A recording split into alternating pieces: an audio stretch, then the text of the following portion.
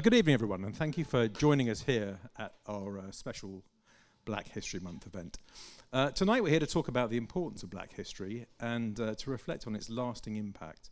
I'd like to introduce our guests, photographer Drew Gardner, who's behind the Descendants, historian David Olusoga, and Shannon Lanier, who's a direct descendant of Thomas Jefferson. You may notice that Clive Myrie, who's advertised on the flyer, isn't here tonight. He was called away unexpectedly. He sent a special message for us, however.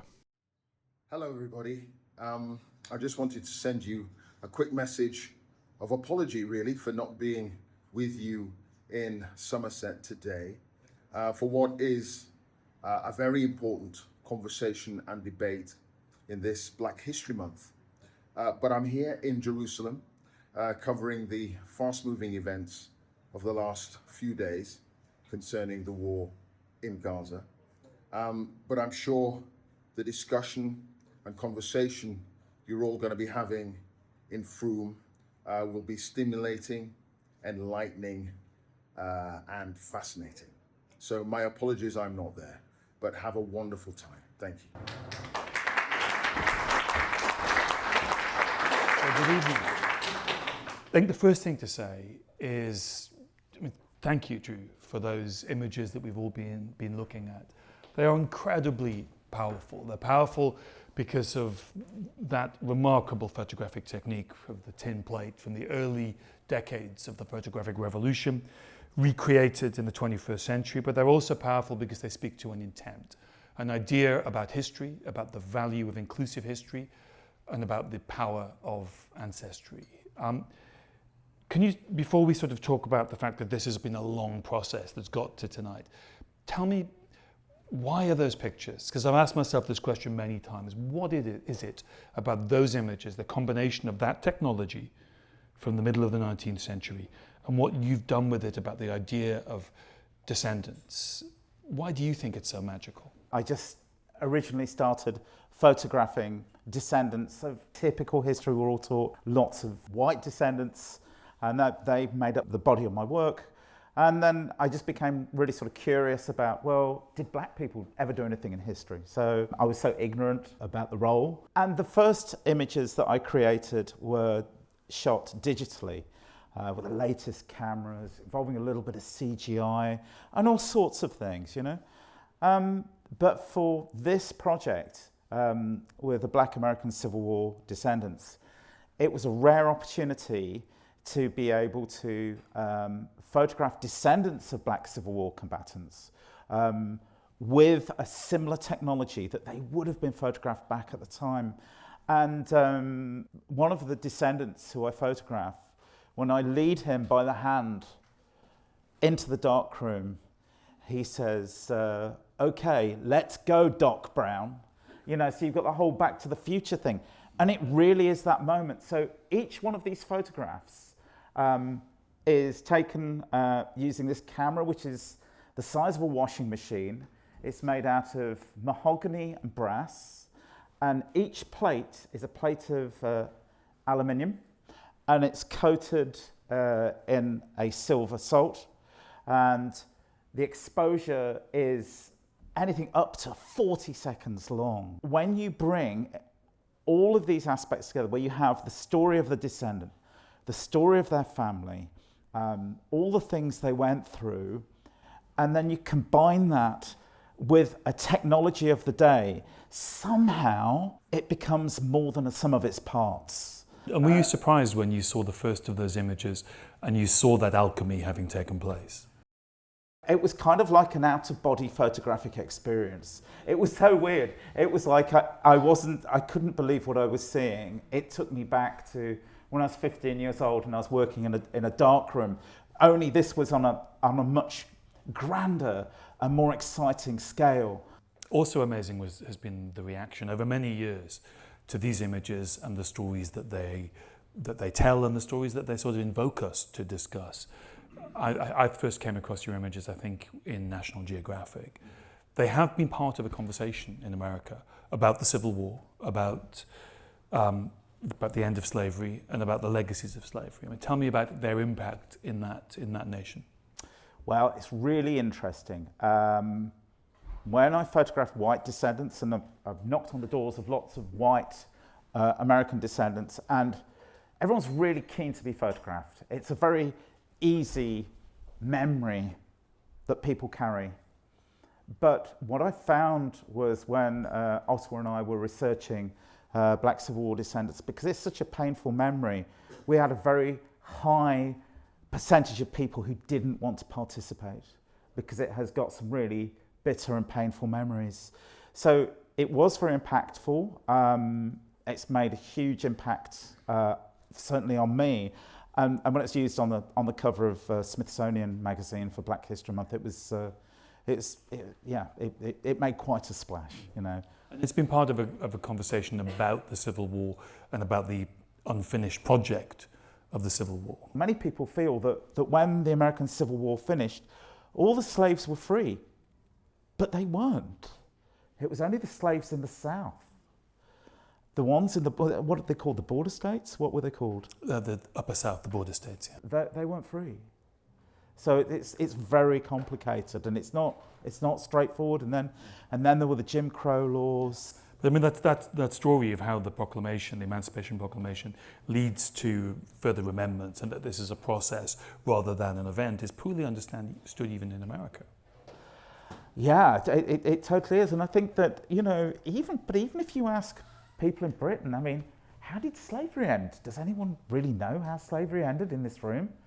I mean, I have a grasp of it, but I don't really know the details of it. And I'm not saying this to make anyone feel bad or anything, but how much of the details are we actually taught about the end of slavery? I think very little, but I think your pictures have absolutely been part of a conversation where that understood and underappreciated history has been discussed in new ways, and it's been discussed as a living history because your photographs have descendants in it. Maybe now is a good time to introduce our other speaker, our other panelist for tonight. Yeah, absolutely. We'll introduce Shannon, because my journey into looking into non-white history didn't start with the Black Civil War descendants. It actually started with Shannon, who is the descendant of Thomas Jefferson. I'm Drew Gardner. I'm here at CW39 TV station in Houston, Texas, and I'm here today to recreate a famous portrait of Thomas Jefferson with his direct descendant, Shannon Lanier. Totally. It is the man himself, Shannon. Good to finally meet you. Mate, at long last we meet, sir. It's been way too long. Let's say she's getting me presidential ready. Gentlemen. This is this. Okay, this thought. The clothes we were using were authentic and from the 19th century. And even though the outfit was relatively simple, the details took quite some getting right. Oh no. As the finishing touches were being put to the costume, I headed out onto the set to arrange the lighting. Yes, with the lights a minute. That's it. Okay. Even with all the painstaking attention to detail, you really do have no idea how much or how little a resemblance they're going to bear to their ancestor. This is 3 layers of material around my neck. I'm like, were they afraid they were going to... Let's have a look at that shadow. Yesterday to prepare for this. With your eyes, would it be healing? Bit more. Coming face to face with one of the direct descendants of all the most significant people in American history really does put the pressure on you to get it exactly right, or as right as you can. Yeah, I think we've got this. A good job, I think. How was it for you? It was an interesting experience, you know. I never realized how many layers of clothes they had to wear. Like, this is 3 different layers, wrapped and wrapped and wrapped. You had the side of Jefferson's family that descend from his wife Martha, and then the side that descend from his slave Sally Hemings. But now, luckily, we've all come together. We recognize each other as family, and, you know, we're moving forward with the story of us being family. We've come a long way in America, but we still have a lot of work to do. You know, this story can just stand as one example of this family unifying, coming together after being separated from years of slavery, that if we can come together as one, then maybe this country can, put its differences behind themselves and heal. But it has to be recognized, it has to be addressed. You'll be surprised of how much people don't know about our ancestry, our history, slavery, and how much people had to go through, that they gave their blood, sweat, and tears, and many times their lives, in order for us to have the freedoms that we have, to have the education that we have, to be able to take part and even vote and things like that. A lot of people went through a lot of things to make sure that we have the freedoms that we have today, and that's why it's so important that we take part in every opportunity. Hopefully this will open up a lot of people's eyes to what's in our legacy, what's in our history, and how it has changed and how it's evolved, and how, yes, Jefferson may have been a founding father, but I am an image of what his family has now become. And we are the color of the rainbow. You look at my family and you see every color in there, as you will see from many families that have come from slavery, or just what America has become, sort of like a melting pot.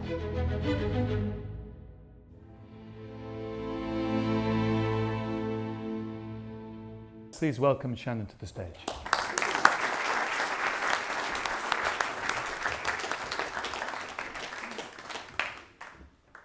Hello, everyone. Can you hear me? All right. Well, thank you so much. Thank you, Drew. What an amazing project, right? To see it, it's one of those things where I never thought, I don't look like that guy. And to see it, and I'm like, mouth on my floor, like, wow. That goes viral every year, multiple times a year. People see that and it starts passing around on the internet. It's so funny. I know when he's posted it because my Instagram just lights up. It's like, my God, it's like 600 likes. I'm like, I know what that is. I know someone who's been posting something. That time of year, yeah.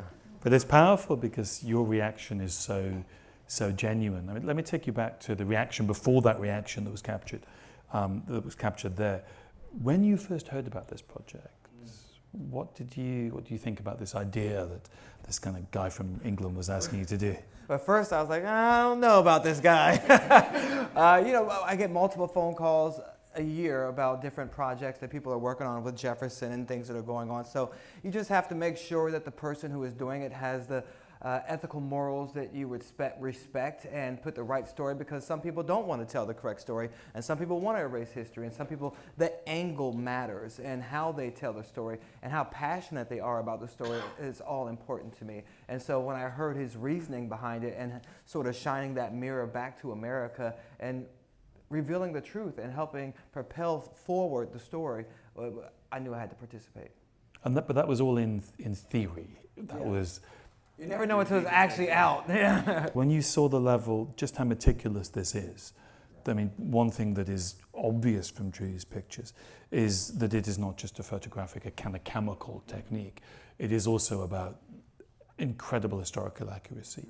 What was it like to go through that sort of transformation, that transfiguration in preparation for the photograph? I love the details. As a journalist, we specialize in making sure the details are right. And so it made me respect the craft more, that he was making sure it was so detailed down to every last check that he checked off and double checked it. So that made me respect the project a lot more and put more trust that the final project was going to be how we expected it.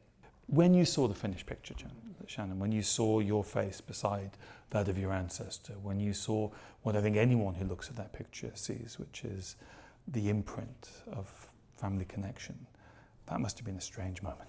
Yeah, I was blown away. Like I mentioned earlier, I never thought I had resembling features as him. Especially I'm 9th generation, so that makes me the 6th great-grandson of Jefferson and Sally Hemings. I was speechless. I couldn't believe it, and I would have never believed it unless I had to see it with my own eyes. And I think that's what this project does. It helps people see it with their own eyes and understanding a lot more. Like, say, a photo tells 1,000 words, so it really opened people's mind to believing the story, to understanding the story, and the complexity of our history also. A lot of times it's a painful history. It's complicated, just like my family, but that doesn't mean we don't talk about it. I think this opens up the conversation and serves as a catalyst for people to have those discussions and to go through the emotions that one may, whether they are a descendant of a slave or a descendant of a slave master.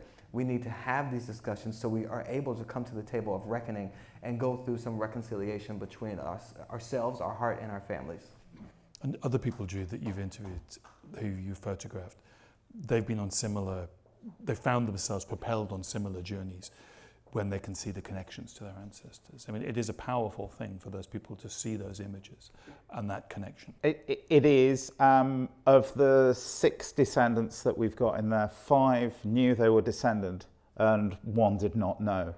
But the complexity of that, and that was the drummer boy, David Moore, and it turns out that though he and his mother didn't know they were descended, when she went to see the aunt, she went, oh yeah, and I knew all that, and I've got the discharge papers, I've got everything.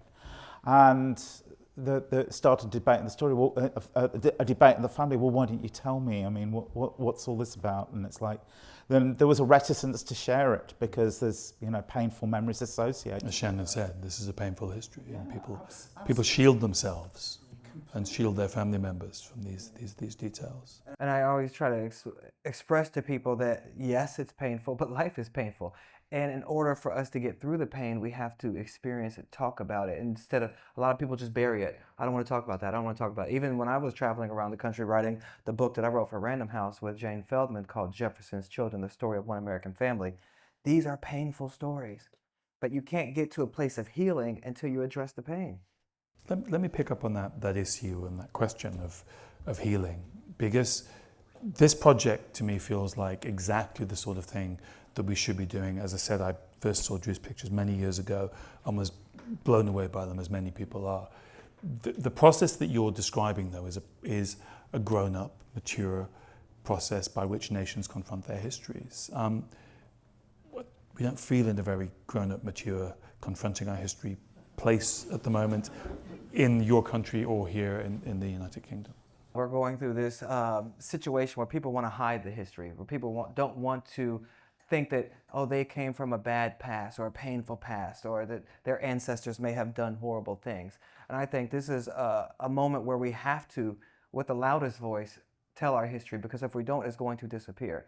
They're removing books, they're removing things from the museums, they're trying to hide information, but I think this is a more important time than ever to tell our stories, to make sure our history does not disappear, because then all the blood, the sweat, the tears that my family has gone forward and other families have put into the making of these countries will be null and void. And do you both feel that we're in some ways, there's a desire to shut down these conversations and this work that you're doing? Blimey, what a question. I don't know, I've got really mixed feelings on it, and I just have to manage my own emotions on it, because if I really I took it to my heart that, that people were trying to prevent this narrative, then would I even carry on? So I focus on just really trying to tell the story. And I think the act of telling the story gets more people involved in the history, and ultimately, if I can help change perspectives a little, then great. I tell this story a fair bit. I'm sorry, I don't mind telling the story. I grew up in South Lincolnshire in the 1970s. It's kind of a bit like the Deep South in America, It's kind of a bit, And, it's where men and potatoes are nervous. And all I would say is I grew up in this neighbourhood with an all-boys school, and, British was best, and the British Army were this, and the best cars, and the best everything. And then I went out into the wide world, and I started to travel, and I discovered all of a sudden, hang on a minute, things aren't as I have been taught. And I think that I was almost certainly unconsciously racist, thinking, we're all better than everyone else and all the rest of it. But when I start to travel and when I start to see other perspectives, it was a very powerful moment for me. And I think that, if my mind can be changed, I think other people's minds can be changed too, through just exposure to different experiences and different cultures. I think that education is key, because otherwise we will fall into ignorance and not know what else is out there in the world and how someone is different from us, how someone is more like us than we thought. Oh, we thought you were all this type of way. Like, oh, but now that I meet you, now that I speak to you, my mind is open. So I think that education aspect is key. And with your very distinct background, your story, your genealogy that takes you to the absolute center of the founding moment of the United States. It is such a challenge to people who want to suppress that history and marginalize the history of enslavement. How do you feel that your role has evolved in this moment when these histories that we should just be able to celebrate and to process are contested in a new way? So that's why I believe it's more important than ever right now to make sure I'm still speaking about it and not just going in a hole somewhere and saying, oh, I'm not going to talk about it out of fear. It's more the pressure to do that is there, isn't it? Oh yeah, the pressure is there because you don't know what's going to happen because you spoke up and how much hate speech is going to come at you and different things like that. But I think the world wasn't changed by people hiding. So, you have to be the change you want to see in the world. We've heard that quote before. So I think it's important for me to go out there. I know some people in the United States, we celebrate July 4th as our, celebration of our centennial, our 250th anniversary coming up. And some people will say, oh, I don't celebrate that. I'm going to celebrate Juneteenth, the day the slaves were freed instead. But I said, well, we are part of the foundation of this country becoming a country. So I think it's more important now than ever to celebrate that, to recognize that, to say I'm going to celebrate July 4th also because my family helped make July 4th possible. They're the ones who were able to help build the homes. Thomas Jefferson couldn't do the things he was able to do as an ambassador and as a president if he did not have more than 600 slaves helping making sure his home was run properly, that he had everything that he needed to be successful in his job. So I think it's important that we recognize those people and recognize the sacrifices that they made, whether it was forced or not. It could not have been done without them. Absolutely.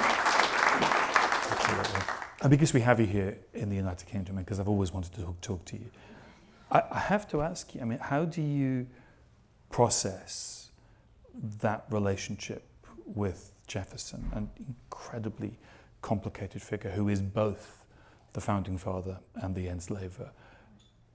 How do you make sense of your relationship to him? All Americans have a relationship to him, right, but yours is very distinct. Yeah, and it's complicated because at moments you want to be proud of the accomplishments that he has given to this world and all he has done, but other times you're just upset and hate him for not doing more to change the world. You were the most powerful man at his time. He could have done more. And an abolitionist once wrote, something, I'm going to paraphrase it, there goes a man who has, never before has a man received so much credit and fame for something he did not do.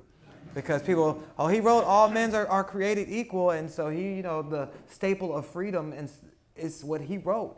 But yet he did not free his people. He did free Sally Hemings and his children that they had together. He freed them at the age of 21, but he still owned 600 people.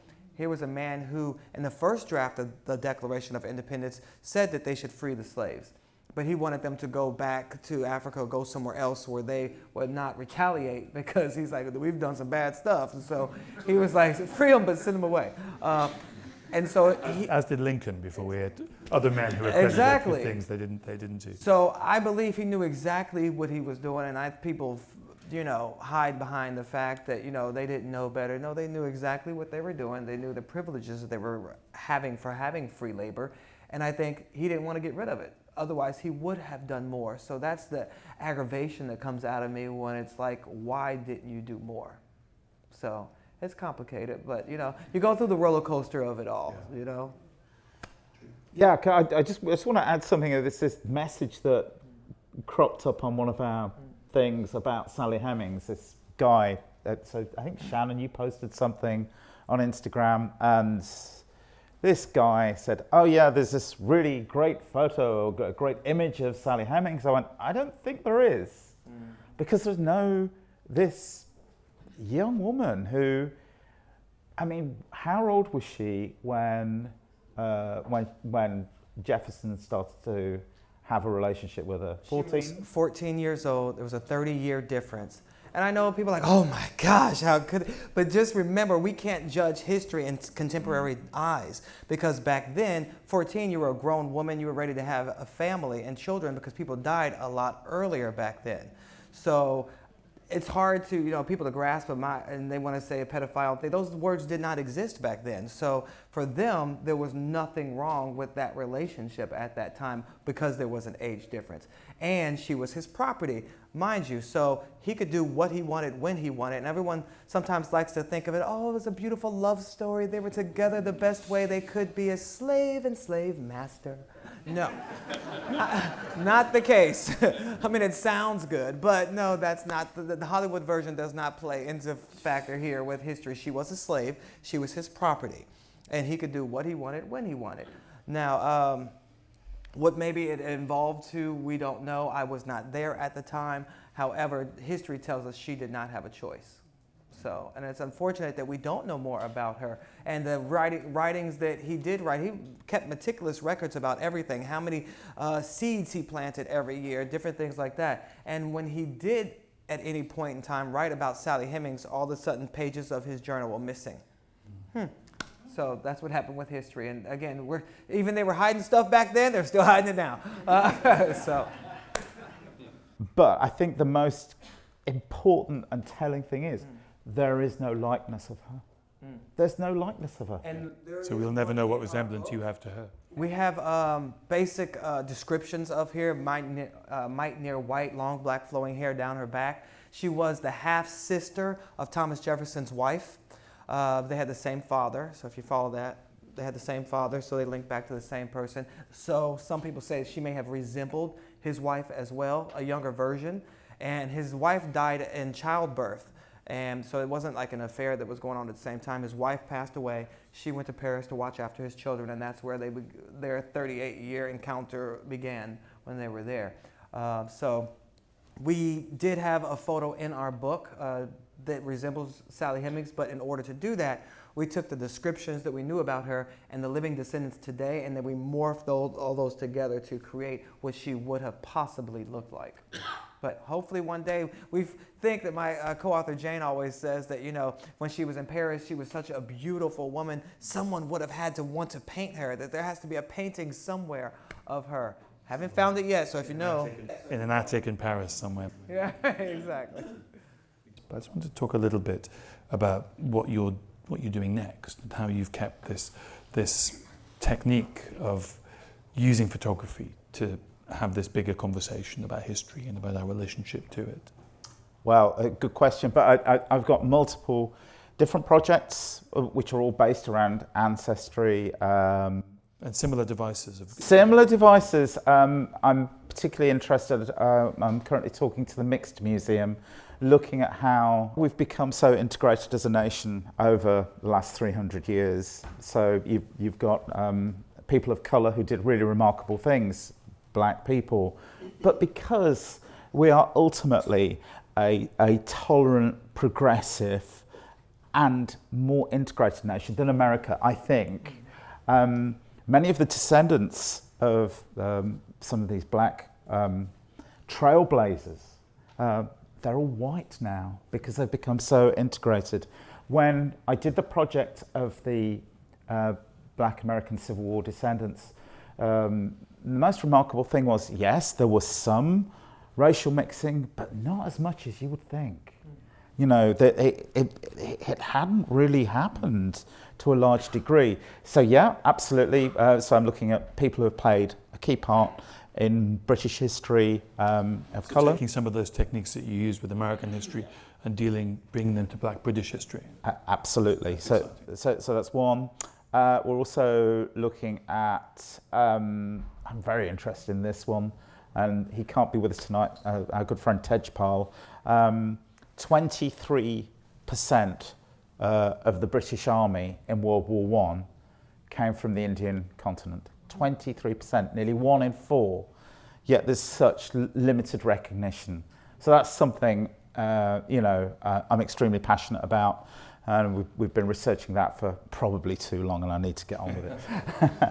But yeah, there's lots of others too. So it's, but it's sometimes people say to me, oh well, you're quite obsessed with the whole kind of the black history now, aren't you? And it's like, well, I suppose you could say I have got a bit of an interest in it, but if you look at how many white people I've photographed, how many white descendants, they still massively outnumber any of the black descendants in terms of numbers. So I think that's worth bearing in mind. You know, I'm just trying to take a little bit of a balance. That's all. You know. And Shannon, your work in the United States in these contested and challenging times, you seem committed to doing what you're doing and keeping those conversations going, using your ancestry as well as your journalism to do that. Now, strangely enough, my day-to-day work is far different from this. So I don't know if anyone has Instagram or TikTok, but follow me at Mr. Shannon Lanier.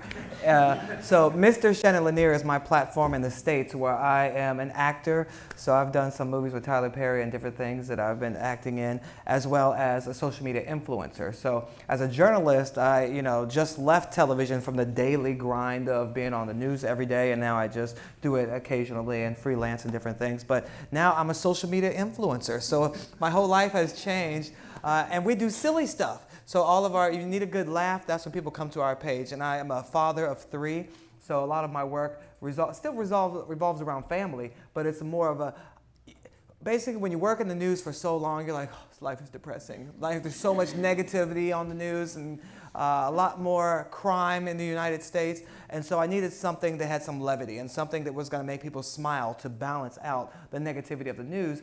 And so that's why I went on social media and started putting together videos that make people laugh and smile. And my kids are very involved, and we do skits together and just, have a good time. So it's very different doing that than this. However, I am a motivational speaker, so I travel around the world giving talks and try to inspire people and motivate people. And part of this story is not sole crust of what I talk about, but part of the Jefferson story is what I also focus on and try to motivate people and inspire people to reach the desires of their heart. Because there's so many people that, die with shoulda, coulda, wouldas in their hearts. I should have done this, I could have done that, and they never know. And I want to inspire people to go out there and go after what you've always dreamed you could do.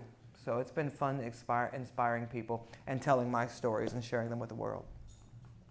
There's a question here at the front. We all live in the same society.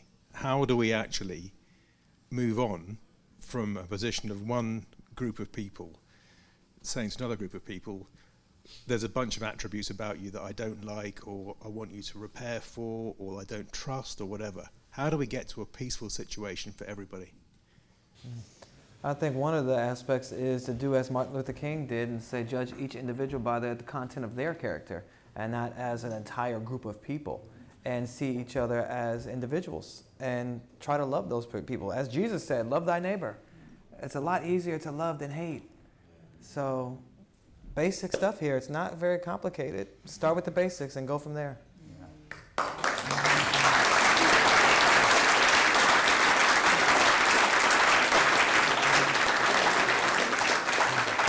Thank you so much for coming. Please join me in thanking Drew and Shannon.